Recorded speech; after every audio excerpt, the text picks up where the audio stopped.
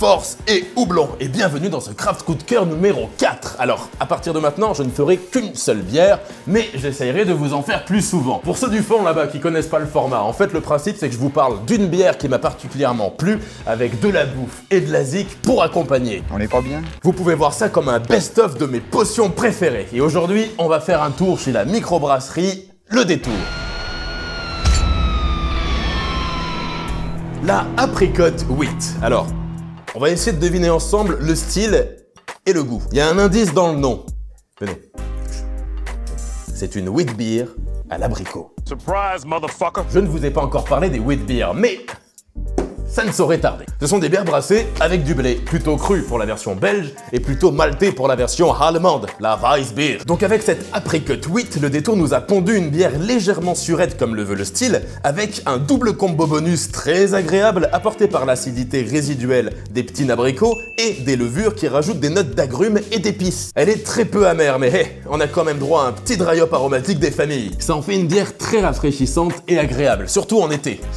C'est pour ça que je vous en parle au mois de novembre. Si vous connaissez quelqu'un qui n'aime pas la bière, c'est « Ah non, j'aime pas la bière », faites-lui goûter ça. Et s'il aime pas, tapez-le, flagellez-le. Je vais chercher la crampe. Coucou. Le double effet qui se coule, c'est que vous pouvez en abuser avec un peu moins de modération que d'habitude puisqu'elle ne monte qu'à 3,8 degrés d'alcool. Ce que j'aime aussi avec cette Apricot Wheat, c'est que sous ces petits airs de binous midinette, c'est quand même ce que j'appelle une craft hardcore. Dites-vous que pour la première version de cette bière, les gars du Détour ont chopé plusieurs dizaines de kilos d'abricots à un producteur local, à des cagettes en veux-tu en voilà. Ensuite, ils les ont tous dénoyautés, un par un et mixés avec un petit blender, blendé du coup, avant de tout incorporer dans le mou. Ce que je veux vous dire, c'est que c'est pas une bière saveur abricot, c'est une bière à l'abricot. En même temps, j'en attendais pas moins de gars qui ont leur site internet en point beer. Maintenant, ils travaillent plutôt avec de la purée. C'est moins aléatoire pour le dosage, pour les sucres, ce genre de trucs. Comparé à la première version, et c'est ce qui m'a vraiment poussé à faire cet épisode Craft Coup de Cœur, il y a une vraie évolution de la recette et dans le bon sens. Je veux dire, la bière c'est liquide, je précise, au cas où. Mais là, on a presque ce côté croquant de l'abricot. Vous avez envie d'un abricotier pour votre jardin, votre terrasse, votre balcon, j'en sais rien. Vous emmerdez pas à aller dans une jardinerie, vous prenez une bouteille d'Apricot Wheat, vous la plantez, ça revient au même. Pour m'accompagner ça, des petites musiques estivales légères ou d'il y a 50 ans quand les abricots avaient encore un goût d'abricot.